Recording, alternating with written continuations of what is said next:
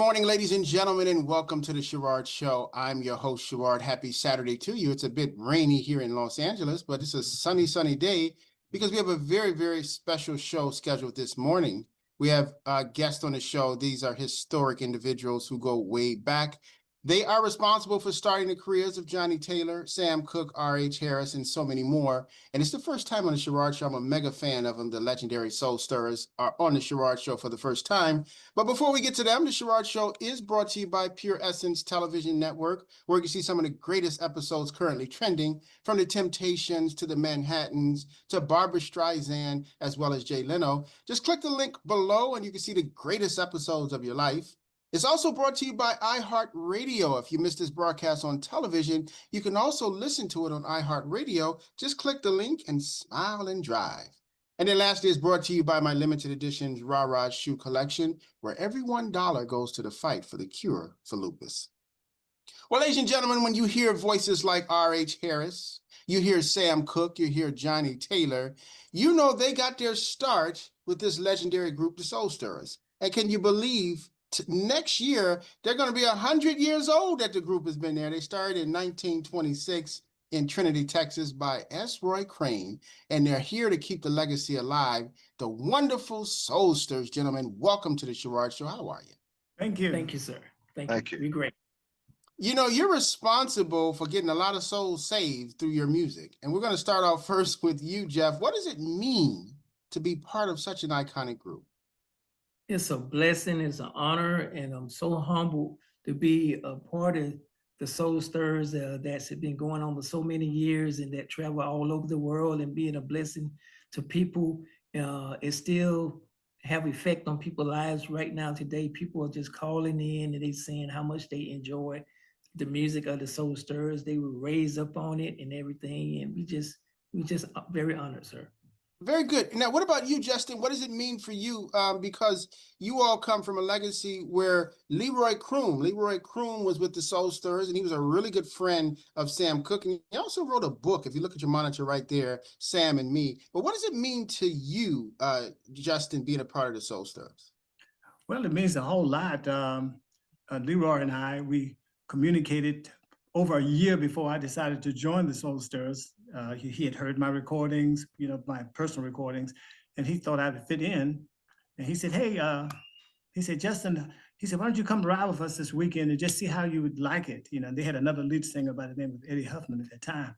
So I went with them and we rode across the Florida Panhandle to Shreveport, Louisiana.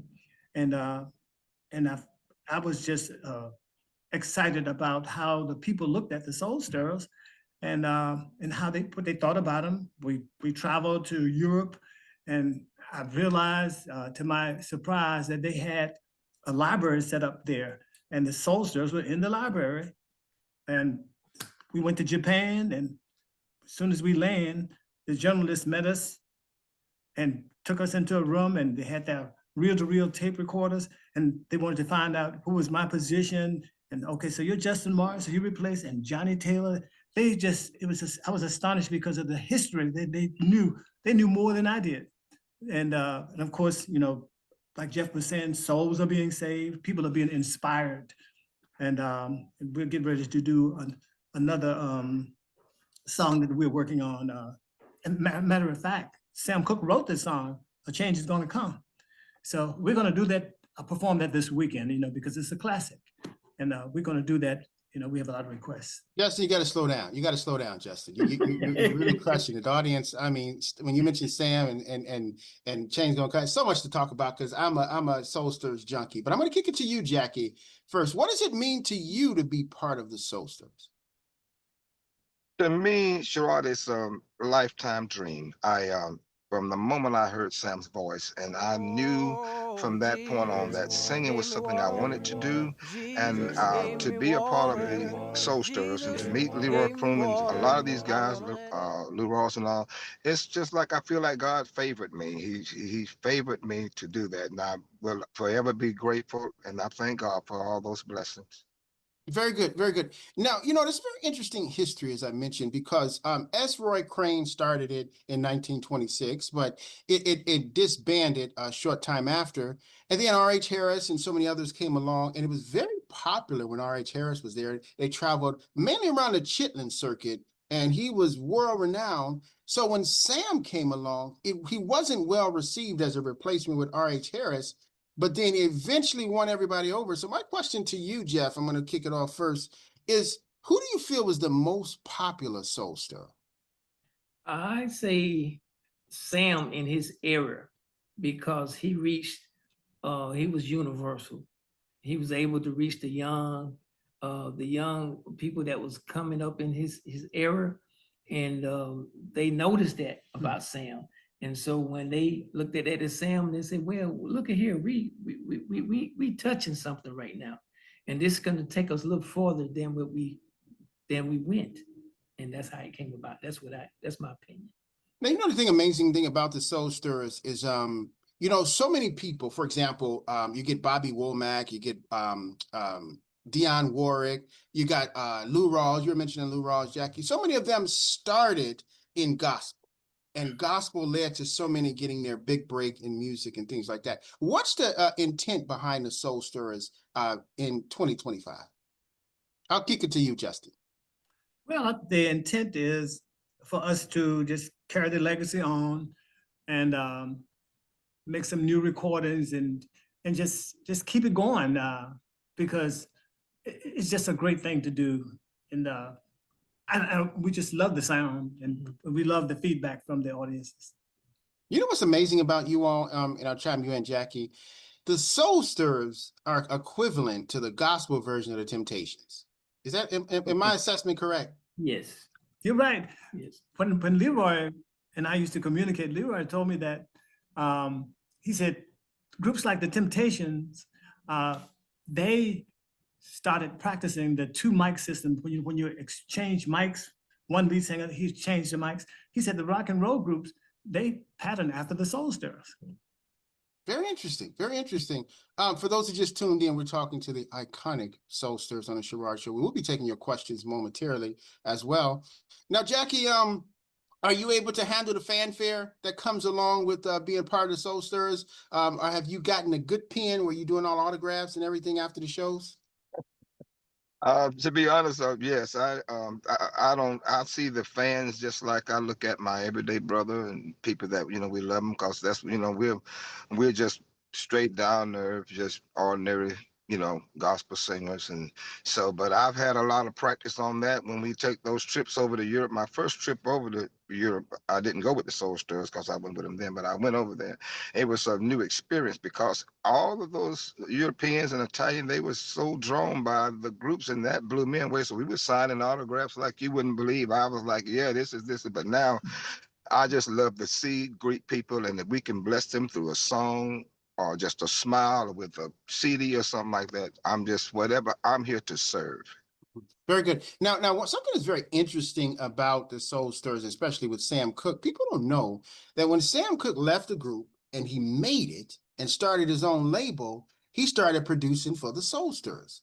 And he wrote a couple incredible songs for the Soul Stirrers. He actually wrote a slow version of That's Heaven to Me. Yes. Yes. And many others from there. You can hear some of his recordings. And to me, it sounds like, you know, when he came back to the Soul Stirrers, it sounds better than when he was first with them. But that's my opinion. But what do you think about it, Jeffrey? I think his voice was amazing, and the way that he could reach people, young, old, it doesn't matter. And his father was a minister, and so he had the word of God in him. A lot of the songs that you hear, people wasn't singing like that, writing lyrics, and the way Sam was writing, he was deep into that. And so when he went through some things, he had a testimony to tell about what he'd been through, and that's what made him better as a person. Very good. Now, what is your favorite song, Justin, from the Soul Stirrers? I'll tell you mine after you're done. But what is your favorite one? Well, That's Heaven to Me is one of my favorite ones.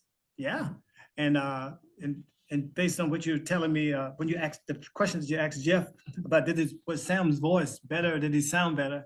And maybe because of the equipment, because he crossed over and had access, to better recording equipment, and he came into his own. But yes, that's heaven to me. Yes. What about you, Jackie?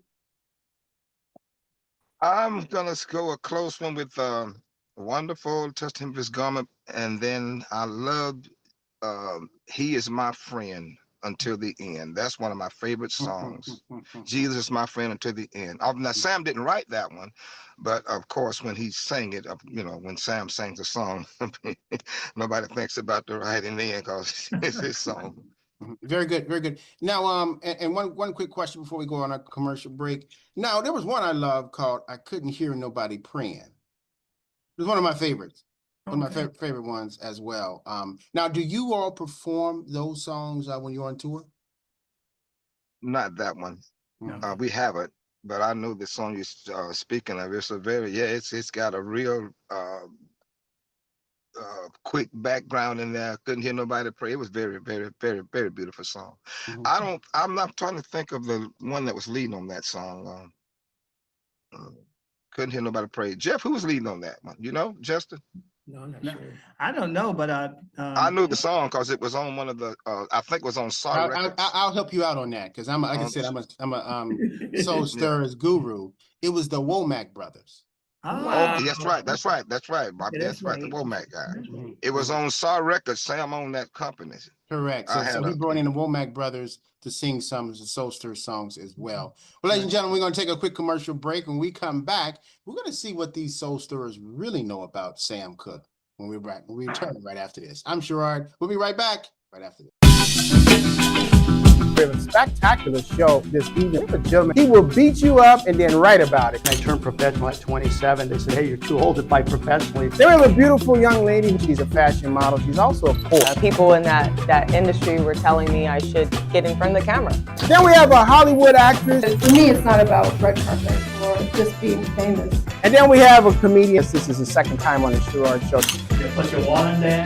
You put your phone in there. So I'm going to help you out today to realize if somebody is a congratulator or if they're a hater.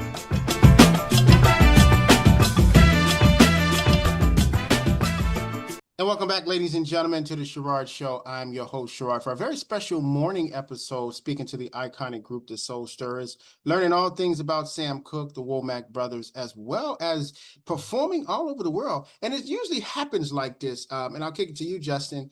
When you go overseas, they seem to know more about you and your music than you do. Have you learned that? Have you come to realize that? Yes, they do. Yes, they do. I had an Italian teacher. She interviewed me while I was over there, and she taught English. And what she did, she said, I want to take something back to my students. And she said, I'd like to ask you a question. She said, what is this thing called soul? How can you define that? And I went like, ooh, that caught me off guard. I said, that's a good question. And I started to tell her that this, my definition of it is that soul is what comes out of you, it's what's inside. And you're able to bring that out and make people feel what you feel. And she said, okay, that's good. So. Very good, very good. Now, I was listening to some of your music and some of your tracks and things you sent me as well, Jeff, and I was blown away because you've kept and maintained the sound of the Soul Stirrers from when I first started listening to them. You're talking in the 60s and 70s when I was listening to them. How were you able to do that? Well, Arthur Kroon, the late Arthur Kroon, he was my mentor, my protege, and he taught me. When I was with the Soul Stirrers for 15 years, and he taught me inside and out the sound that the Kroon brothers brought to the Soul Stirrers. And so I said, what I did, I went back and listened to that Sam Cooke version. And the songs, the version that I had with Arthur Kroon, and I combined that together to my style, to the everyday sound, to this day and time sound. And I got Brother Justin and Jackie, and knowing that they was a part of the Soul Stirrers during the Kroon brother eras, and I combined that together. And that's the sound that you get. Very good. Now, Jackie, I know the audience is going to be asking me this, so I'm going to have to beat them to the punch. Does the Soulsters' new music come in 8-track form? Does the new music come in 8-track form? Yeah, I have to ask that. I know it's coming. You know, I wish, but I don't. We don't have 8-tracks. We have CDs. Okay, all right. I just had to ask that. We'll get to your questions momentarily. And Audience. they're on all the platforms. They can put them up on, spot on the platforms, YouTube and all that. Mhm. Now, you all have an album coming out soon? It's already out. It's already out. Okay, It's very called good. Your Fence Around Me. Yes, sir. Okay, very good. We're going to get the details of where to purchase it. We'll take some questions from the audience right now. This one is from Mr. Michael Wiley. He is from Chicago. He said, I am blown away. Sherard has the Soulsters on the show. His question is to either one of you all, and I'll lend it to you first, Jeff. He's asking, do you feel the soul of Sam Cooke or the spirit of Sam Cooke when you perform? I really do. Yes, sir. And it's amazing. I feel it through Brother Justin and Brother Jackie, because those brothers, they studied Sam Cooke from very young age. And so it's in them and it's in me as well. Very good. What about you, Justin? Do you feel the same? I do, and I had the pleasure of singing in front of Sam Cooke's family, sisters and brothers in Chicago. When we performed there, we did a live session. It was like half an hour.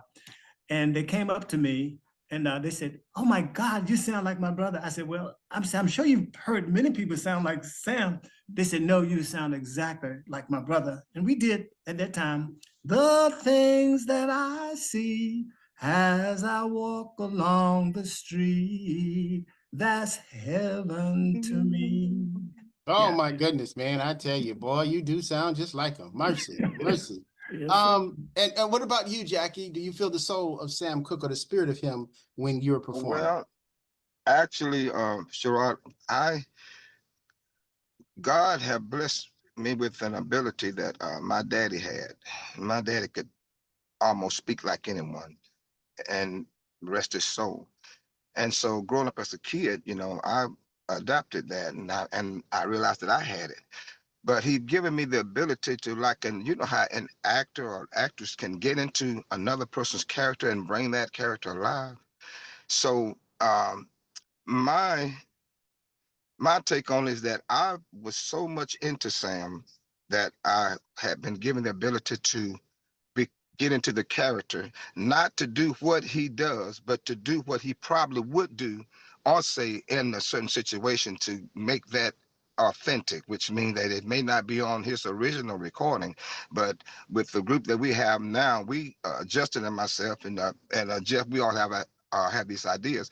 We can integrate these feelings and bring it back out so that where you would think, say, hey, did Sam say that? No, he didn't say it, but he probably would have said it on some live show had he been there, singing. So I have the ability to just kind of get into different characters and bring that character out. Very good, very good. Excellent, excellent question, Michael, and thank you for you all's answers. This next one is from Ryan. This is from Ryan. He is from Augusta, Georgia. He says it doesn't get better than this episode of the Sherard Show, having the Soulsters on. His question is, are you all coming to Savannah soon? And also, where can he get a copy of an album, of the album? Well, we're working on Savannah as we speak. I talked to a former pastor of mine, and he's in the Savannah area, and we're working on it by next month. If Lord's willing, we'll be in Savannah, Georgia. And you can get the CD from www.soulsters.com and go on our webpage, and it's there. It's available, and just hit the Stripe code, and you can receive your CD. Just order it from us, or either you can go on. It's on every platform that Jesus Be Offense. Jesus Be Offense, Volume 1.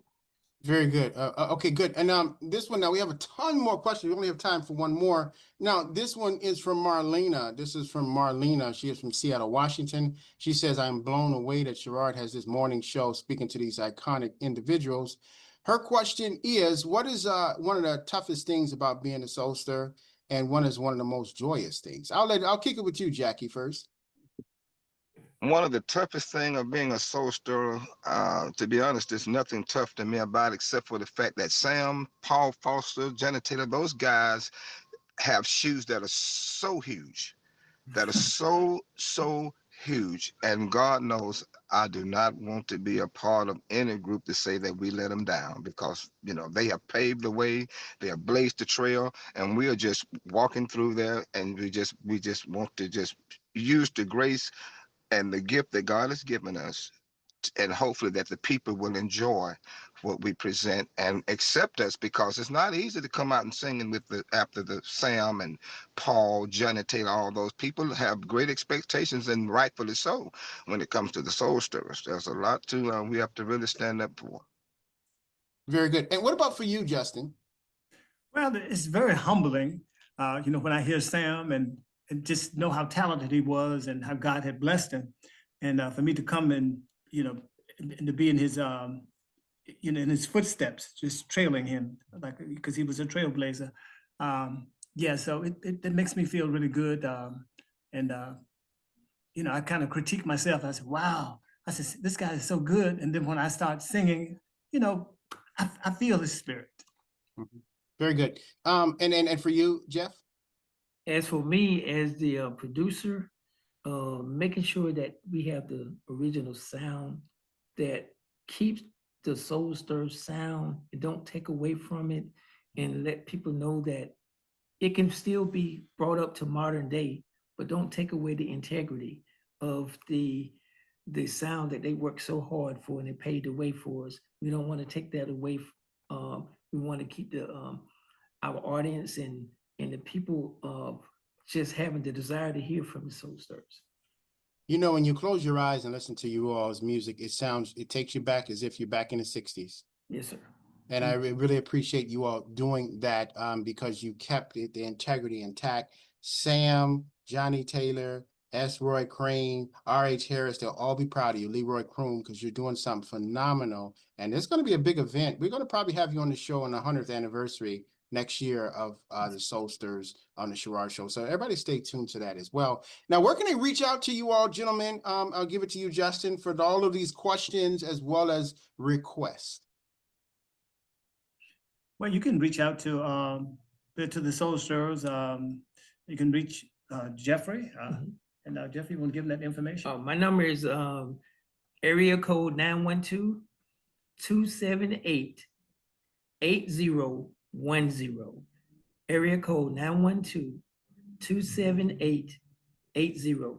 Or you can reach Brother Justin, or either Brother You can reach me at Justin Morris at 804-690-9527, or you can hit me up on Justin Morris Jr.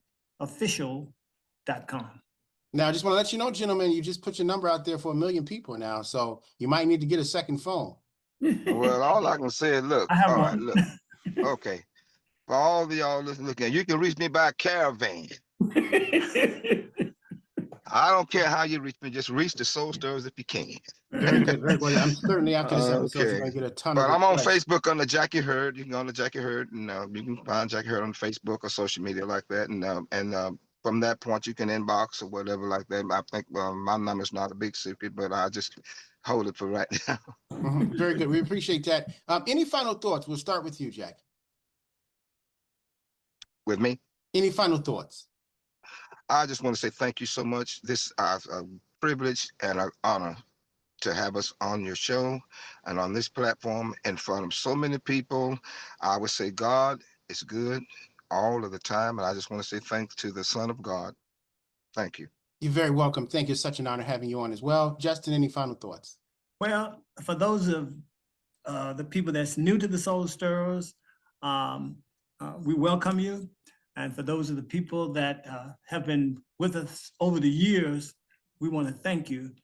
And God bless you. And thank you for listening to the Soul Stirrers. And we look forward to being in your area soon. Very much so. And Jeff, any final thoughts? To God be the glory. And we give him the praise and the honor for allowing us to be able to be a part of this beautiful organization. And we thank you, Brother Sherard, for whatever you're doing for the Soul Stirrers, bringing us on to your show. and so that the world can know that we are back on a mission for the Lord. And thank you, everybody, for your support. Continue to support the Soul Stirrers, and God bless you all. Thank you so much for stopping by. I really appreciate that. Make sure you support them and all that they're doing. Stay tuned for the big, hopefully we can have you during the Oscars party to perform in March, sooner than later. We got to have the Soulsters out here in Southern California in our studios. Make sure you follow them on Facebook. And then also make sure that you purchase their album. Tell them you got it from the Sherard Show as well. And then stay tuned on our next episode of the Sherard Show. We're going to have Mr. Ralph Macchio stopping by on the show to talk about his career as well as his recent birthday party. You don't want to miss this. Keep it locked here on the Sherard Show on Pure Essence Television Network. For all the Soul Stirrers and all the fans who've watched this special episode, always remember, ladies and gentlemen, the best way to get back on your feet is the mystery car payments. I'm Sherard. See you next time. Bye now.